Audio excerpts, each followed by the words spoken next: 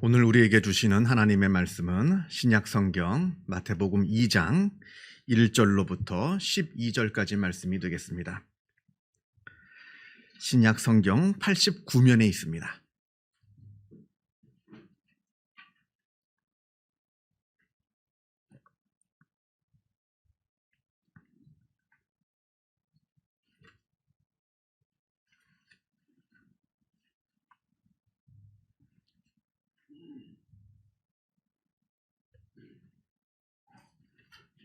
뒤에서 89면이 아니죠. 죄송합니다.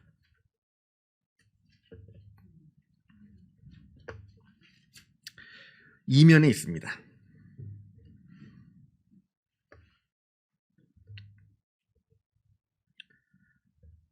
마태복음 2장 1절로부터 12절까지 말씀을 봉독합니다.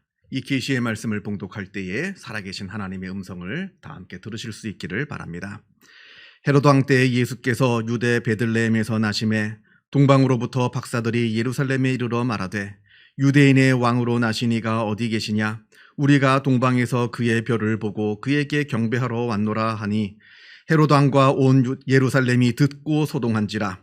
왕이 모든 대제사장과 백성의 서기관들을 모아 그리스도가 어디서 나겠느냐 물으니 이르되 유대 베들레헴이오니 이는 선지자로 이렇게 기록된 바 또 유대 땅 베들레헴아 너는 유대 고을 중에서 가장 작지 아니하도다. 내게서 한 다스리는 자가 나와서 내 백성 이스라엘의 목자가 되리라 하였음이니이다. 이에 헤롯이 가만히 박사들을 불러 별이 나타난 때를 자세히 묻고 베들레헴으로 보내며 이르되 가서 아기에 대하여 자세히 알아보고 찾거든 내게 고하여 나도 가서 그에게 경배하게 하라. 박사들이 왕의 말을 듣고 갈새 동방에서 보던 그 별이 문득 앞서 인도하여 가다가 아기 있는 곳 위에 머물러 서 있는지라. 그들이 별을 보고 매우 크게 기뻐하더라. 집에 들어가 아기와 그의 어머니 마리아가 함께 있는 것을 보고 엎드려 아기께 경배하고 보배합을 열어 황금과 유향과 모략을 예물로 드리니라. 그들은 꿈에 헤롯에게로 돌아가지 말라 지시하심을 받아 다른 길로 고국에 돌아가니라. 아멘. 서울대학교 심리학 교수인 최인철이 쓴 프레임이라는 책이 있습니다. 이 책은 2007년도에 처음 출간이 되었고요. 그로부터 15년이 지난 2022년 올해죠. 무려 제5판까지 찍어낸 그런 스테디셀러입니다. 한번 읽어보실 만한 좋은 책입니다. 이 책은 심리학 책입니다. 심리학 책인데 그런데 이 책 안에는 성경 이야기가 종종 나옵니다. 물론 이 책에서 이 저자는 자기는 엉터리 신자다 이렇게 자기 스스로를 이렇게 낮춰서 고백하는 장면이 나오는데 제가 보기에는 그렇지는 않은 것 같아요. 왜냐하면 성경 지식도 상당하고요. 또 성경을 해석하는 능력도 꽤 있는 것으로 봐서는 참 좋은 신앙인이 아닌가, 믿음의 사람이 아닌가 생각이 듭니다. 제가 이분을 그렇다고 직접 만난 적은 없습니다. 그냥 책을 읽어볼 때 그렇겠구나 그런 생각이 들었다는 것이지 이분을 제가 직접 알고 있어서 좋은 신앙인이다 이렇게 말하는 것은 아니고요. 어쨌든 책을 읽으면서 제가 그런 느낌이 들었습니다. 아무튼 이 책에 이런 이야기가 나옵니다. 구약성경 민수기 13장에 나오는 이야기인데요. 이스라엘이 출애굽하여서 가데스라고 하는 곳에 도착하게 됩니다. 이제 가데스에서 이 지중해 해안길을 따라 북쪽으로 조금만 더 올라가면 이제 그렇게 꿈에도 그리던 약속의 땅 가나안 땅에 들어가게 됩니다. 이제 가나안 땅으로 들어가기 직전에 12명의 정탐꾼을 뽑아서 저 가나안 땅이 어떤 땅인지 좀 정탐하고 오게 하자 해서 12명을 보냅니다. 그곳은 어떠한 땅인지 어떠한 사람들이 살고 있는지 기후는 어떠한지 알아볼 게 많거든요. 그래서 12명의 정탐꾼을 그 가나안 땅으로 정탐을 먼저 보냅니다. 그래서 그들이 쭉 가나안 땅을 둘러보고 돌아와서 그 12명이 보고를 하는데 그 12명 중에 무려 10명이나 되는 사람이 부정적인 보고를 합니다. 물론 가나안 땅에 가보니까 가나안 땅은 정말로 젖과 꿀이 흐르는 땅이더라. 정말 풍요로운 땅이더라. 정말 좋은 곳이더라. 그러나 그곳에 살고 있는 저 아낙 족속들은 얼마나 장대한지 우리가 도무지 싸워서 이길 수 있는 사람들이 아니더라. 그 사람들에 비하면 우리는 메뚜기 같더라. 이렇게 보고를 합니다. 지금 저들이 무슨 말을 하려고 하는 겁니까? 가지 말자는 거죠. 그 땅이 아무리 좋아도 가면 죽는다는 겁니다. 그럴 바에는 차라리 지금이라도 늦지 않았으니 돌아가서 애굽으로 돌아가서 거기서 그냥 종살이 하자는 겁니다. 그렇게 종살이를 하면 목숨은 그래도 우리가 부지할 수 있는 거 아니냐? 굳이 그곳에 들어가서 죽을 이유가 무엇이 있느냐? 차라리 돌아가서 종살이 하는 게, 노예 생활하는 게 낫겠다. 지금이라도 빨리 애굽으로 돌아가자 하는 말입니다. 그러나 그 10명과는 달리 여호수아와 갈렙은 아니라 합니다. 물론 그곳에 살고 있는 아낙 족속들이 아주 장대한 사람들이긴 맞지만, 그러나 그럼에도 불구하고 우리가 믿음을 가지고 그들과 싸우면 우리는 반드시 저들을 물리칠 수가 있다 합니다. 그리고 그 땅은 정말로 젖과 꿀이 흐르는 너무나 좋은 땅이라 합니다. 우리가 아무리 위험하다 하더라도 우리가 모험을 걸 만한, 정말로 모험을 걸 만한 아주 그런 가치 있는 너무나 좋은 땅이니 우리가 믿음을 가지고 들어가서 그 땅을 차지하자, 이렇게 말합니다. 이렇게 서로 옥신각신하는 이야기가 민수기 13장에 나옵니다. 그런데 이 책은, 아까 말씀드린 이 프레임이라고 하는 이 책은 이 이야기를 심리학적인 관점에서 해석을 합니다. 바로 접근이라고 하는 프레임과 회피, 도망가는 거 있잖아요. 회피하는 것. 회피라고 하는 이 두 프레임을 가지고 이 이야기를 풀어나갑니다. 먼저 프레임이라 하는 프레임이 무엇인지를 좀 설명을 좀 드려야겠는데요. 프레임이라고 하는 것은 각 개인마다 가지고 있는 독특한 자기만의 관점을 말합니다. 세상을 바라보는 관점. 마치 노란색 안경을 끼고 세상을 바라보면 세상이 온통 다 노란색으로 보이고, 파란색 안경을 끼고 세상을 보면 세상이 다 파란색으로 보이듯이 세상을 바라보는 자기만의 관점, 이것을 프레임이라 이렇게 말합니다. 그러니까 세상의 모든 사람들은, 여기에 있는 모든 분들도 다 마찬가지입니다. 다 자기만의 프레임을 가지고 세상을 바라보고요, 또 자기만의 프레임을 가지고 세상을 살아가고 있습니다. 자, 이 민수기 13장의 이야기를 이 책은 프레임의 관점에서 풀어내는데, 부정적인 보고를 한 그 10명의 사람들은 회피의 프레임, 회피의 프레임, 그러니까 도망다니는 거죠. 회피하는 겁니다. 회피라는 프레임으로 살아가는 사람들이라 이렇게 말합니다. 이런 사람들은 위험을 늘 두려워합니다. 그래서 모험을 싫어합니다. 조금만 위험해 보이면 그것을 회피하고 포기하려고 합니다. 이렇게 회피의 프레임을 가지고 사는 사람들은 성공이 주는 기쁨보다는 실패가 주는 위험에 더 집중합니다. 성공할 가능성보다는 실패할 가능성에 더 주목하면서 도무지 일어날 확률이 거의 없는 그러한 실패할 확률, 그 최악의 상황을 막 항상 가정해가지고 그 어떠한 일에도 도전하지 못하는 그러한 겁장이와도 같은 그러한 삶을 살아갑니다. 잠언 26장 13절에 아주 재미난 구절이 나옵니다. 게으른 자는 길에 사자가 있다, 거리에 사자가 있다 하느니라, 이런 표현이 나옵니다. 아니, 밖에 사자가 있긴 뭐가 사자가 있어요. 근데 겁장이들은, 게으른 사람들은 밖에 사자가 있으니까 난 밖에 나가지 못한다 한다는 거예요. 밖에 나가 좀 농사 좀 져라 그러면 밖에 나가면 사자가 있는데 어떻게 밖에 나가냐는 거예요. 밖에 나가 장사 좀 하라 그러면 아니, 밖에 나가면 사자가 있는데 어떻게 밖에 나가냐는 겁니다.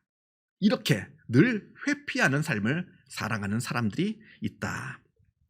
그와는 반대로 긍정적인 보고를 한 여호수아와 갈렙은 접근이라는 프레임으로 살아가는 사람들이라 합니다.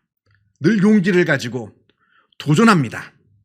접근이라는 프레임을 가지고 세상을 살아가는 사람들은 실패했을 때의 위험보다는 성공했을 때의 보상을 더 중요하게 생각합니다. 그래서 단 1%라도 성공할 확률이 있다라고 한다면 과감하게 거기에 도전하는 그러한 진취적인 사람들을 말합니다. 우리가 이제 갈렙과 여호수아의 이야기를 봤는데, 이게 이제 민수기에 나오는 것이고요. 나중에 여호수아를 보게 되면 여호수아의 그 이스라엘 백성들이 가나안 땅에 들어가서 그 가나안 땅을 점령하는 장면이 나옵니다. 점령을 했는데 완벽하게 점령을 하지 못했어요. 많은 땅을 점령하긴 했지만 곳곳에 이방 족속들이 살고 있습니다. 자, 이때 어쨌든 대부분의 땅을 점령을 했으니까 땅을 제비뽑기 해가지고 다 나눠 가집니다. 대부분의 사람들은 거기에 만족합니다. 저기에 이방 족속들이 아직도 살고 있음에도 불구하고 그러나 내 땅을 받았으니까 그걸로 만족하는 겁니다. 이때 갈렙이 뭐라 그러냐면 여호수아에게, 아니 저 헤브론 지역에 아직도 이방인들이 살고 있는데 저 사람들을 몰아내야 되지 않겠느냐. 내가 그 땅을 차지할 수 있게 나를 보내달라. 이 산지를 내게 주소서라고 여호수아 14장에 갈렙이 이야기를 합니다. 그러니까 이 갈렙이라는 사람은 접근이라고 하는 프레임으로 세상을 바라보는 사람이고 늘 그렇게 접근이라는 프레임으로 살아가는 사람이에요. 늘 적극적인 삶을 살아가는 사람들입니다. 똑같은 가나안 땅을 보고 와서도 누구는 그 땅이 젖과 꿀이 흐르는 기회의 땅이라 말합니다. 그런데 똑같은 땅을 보고 와서도 누구는 어설프게 들어갔다가는 낭패를 보게 되는 위험한 땅이라 이렇게 말합니다. 같은 것을 봤는데도 이게 바라보는 프레임에 따라서 다 달라 보이고 내가 어떠한 프레임을 가지고 세상을 바라보느냐에 따라서 나의 삶이 달라진다는 겁니다. 혹시 나의 인생을 바꾸려 하는 사람이 있습니까? 그렇다면 내가 갖고 있는 프레임 먼저 바꿔야 됩니다. 그래야 내 인생을 바꿀 수가 있다. 이 책은 이야기합니다. 오늘 우리가 읽은 마태복음 2장에는 예수님의 탄생 이야기가 나옵니다. 그리고 그 동일한 예수님의 탄생을 바라보는 서로 다른 두 부류의 사람들의 이야기가 나옵니다. 먼저는 동방의 박사들입니다. 이 사람들은 이스라엘 사람들이 아닙니다. 정확하게 어디인지는 모르지만 이스라엘을 기준으로 할 때 동쪽에 있는 이방 사람들입니다. 그리고 이들은 여러 방법으로 구약의 말씀들을 이미 전해 들어서 메시아에 대해서 이미 알고 있었던 것으로 보입니다. 왜냐하면 예수님께서 탄생하시기 이미 600년 전에 이스라엘 사람들이 동쪽에 있는 바벨론으로 끌려간 적이 있거든요. 그곳에서 아마 이스라엘 사람들이 바벨론 사람들에게, 이 사람들이 바벨론 사람인지 아닌지 모릅니다만 어쨌든 그곳에 있는 사람들에게 구약의 말씀을 전했을 거예요. 그리고 그렇지 않다 하더라도 이 사람들은 여러 방법을 통해서 구약의 말씀을 통해서 하나님께서 자신의 아들 독생자를 이 땅에 구세주로 보내실 것이라 하는 것을 아마 알고 있었던 것 같습니다. 이들이 하늘에 있는 별을 관찰하다가 구세주가 이 땅에 오신 그 사건을 알게 됩니다. 예수님을 상징하는 별을 발견하게 됩니다. 그리고 그 별을 따라 이곳 먼 곳 유대 땅 베들레헴까지 오게 됐습니다. 자, 반면에 이러한 동방의 박사들과는 반대로 헤롯 왕이 나옵니다. 헤롯. 동방 박사들이 이 땅에 구세주가 났다, 유대인의 왕이 났다 하는 그 소식을 헤롯에게 전해주는데 헤롯은 이 동방의 박사들과는 달리 이 동방의 박사들은 예수님을 경배의 대상으로 본 것과는 달리 예수님을 제거해야 되는 자기의 정적으로 바라봅니다. 왜냐하면 이 헤롯이라고 하는 인물은 언제 자기가 어떻게 왕의 자리에서 쫓겨나게 될지 모른다 하는 두려움 속에서 늘 평생을 살았던 사람이기 때문에 그러합니다. 우리가 역사를 조금 알 필요가 있는데요. 예수님께서 태어나시기 전에 이스라엘은 약 짧은 100년 정도 어간에 왕이 아니라 대제사장이 왕이 되어서 다스렸던 그 100년의 어간이 있습니다. 왕이 따로 있는 게 아니라 제사장이 왕이 되는 겁니다. 그걸 하스몬 왕국이라 하는데 그 기간이 100년 정도 됩니다. 이때 그 하스몬 왕국의 맨 마지막 총리가 이 헤롯 왕의 아버지 안티파텔이라는 사람이에요. 이 사람은 총리입니다만 이스라엘 사람이 아니라 에돔 사람입니다. 에돔 사람.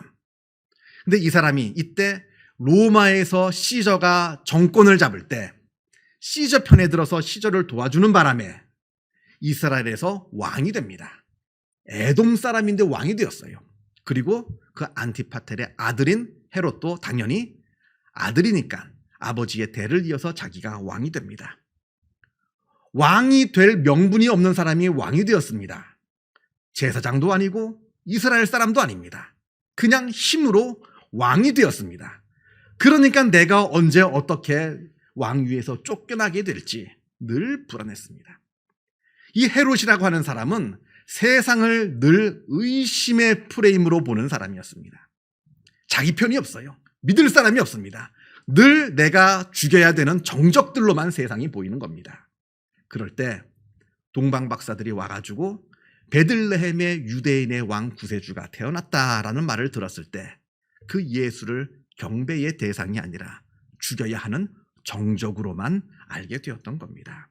그래서 베들레헴 일대에 2살 이하의 어린이들 무참히 학살하는 끔찍한 짓을 저지르게 됩니다. 여기에 한 아기가 태어났습니다. 이것을 바라보고 있는 서로 다른 두 시각이 있습니다. 누구는 예수를 바라보며 구원의 사건이라 말합니다. 구주가 태어났다 말합니다. 그래서 예수님을 경배합니다. 그러나 다른 누구는 이 사건을 바라보면서 정치적인 사건이라 말합니다. 죽여야 되는 정적이라 말합니다. 서로 다른 관점이 있다는 겁니다. 오늘은 성탄절입니다. 강보에 쌓인 채로 말 구유에 누워 계시는 예수님을 우리도 믿음의 눈으로, 물론 과거 2000년 전 사건입니다만 바라봅니다. 그런데 우리는 어떠한 시각에서 예수님의 사건을 바라보고 있습니까? 이 성탄의 사건을 바라보고 있습니까? 물론 이들 중에는 헤롯의 시각으로 예수님을 죽여야 되는 정적이라 생각하면서 예수님을 바라보는 사람은 아무도 없을 겁니다. 그러나 동방박사의 시각이 반드시 나의 시각이라고 장담할 수도 없습니다. 동방박사는 예수님을 바라보면서 구세주로 여겨서 그를 경배했습니다만 우리도 과연 똑같은 시각으로 예수를 바라보고 있는지 한번 내 자신의 믿음을 되돌아봐야 한다는 겁니다. 물론 예수를 믿죠. 그러나 우리가 예수를 믿는다고 할 때 말로는 예수를 주님 주님 부르지만 정말로 예수를 나의 주인 삼고 있는지, 아니면 내가 주인이 되어서 예수를 나의 종 삼으려 한 적은 없는지, 내가 주인이 되고 예수님은 능력 많은 종, 내가 말하면 다 들어줄 그 능력 많은 종으로 예수님을 삼으려 했는지. 지금 성탄절입니다. 많은 사람들이 성탄을 기뻐합니다. 예수를 믿는 사람이건 예수를 믿지 않는 사람이건 성탄을 기뻐합니다. 우리도 동일하게 성탄절을 기뻐합니다. 도대체 왜 기뻐하는 겁니까? 세상 사람들과 똑같은 마음에, 그냥 연말연시라서 들뜬 마음에 성탄절을 기뻐하고 있는지, 아니면 정말로 나를 구원하실 예수 그리스도를 바라보며 기뻐하고 있는지, 그러면서 예수를 정말 나의 주인 삼고 예수님을 정말로 경배하고 있는지 한번 내 자신의 믿음을 진지하고 솔직하게 들여다봐야 되는 때가 바로 오늘 성탄절이 아닌가 생각이 됩니다. 기도하겠습니다. 사랑과 은혜가 충만하신 하나님 아버지, 감사합니다. 2000년 전 이 땅에 예수 그리스도를 보내주시어서 예수 그리스도의 보혈의 피로 말미암아 우리를 구원하여 주심에 주님의 은혜에 감사를 드립니다. 아버지 하나님, 우리가 예수 그리스도를 어떠한 눈으로 바라보고 있는지 내 자신의 믿음을 들여다보게 하여 주시옵소서. 정말로 예수를 구주 삼고 주인 삼아 예수님을 경배하고 그 구원의 은혜에 감사하고 있는지, 아니면 세상 사람들, 믿지 않는 사람들처럼 그저 예수님을 바라보고 있는 것은 아닌지, 혹은 내가 주인 되어서 예수님을 나의 종 삼으려 하고 있는 것은 아닌지, 나의 믿음을 진지하게 들여다보게 하여 주시어서 진심으로 예수 그리스도를 나의 주인 삼아 경배하고 찬양하는 진정한 예수 그리스도의 종의 삶을 살아갈 수 있도록 우리들의 마음을 붙들어 주시고 우리들의 마음을 주장하여 주시옵소서. 성탄절입니다. 그러할 때 우리 마음 가운데 이 성탄의 기쁨이 충만한 복된 성탄절이 되게 하여 주옵소서. 감사드리오며 이 모든 말씀 우리 주 예수 그리스도 이름으로 기도하옵나이다. 아멘.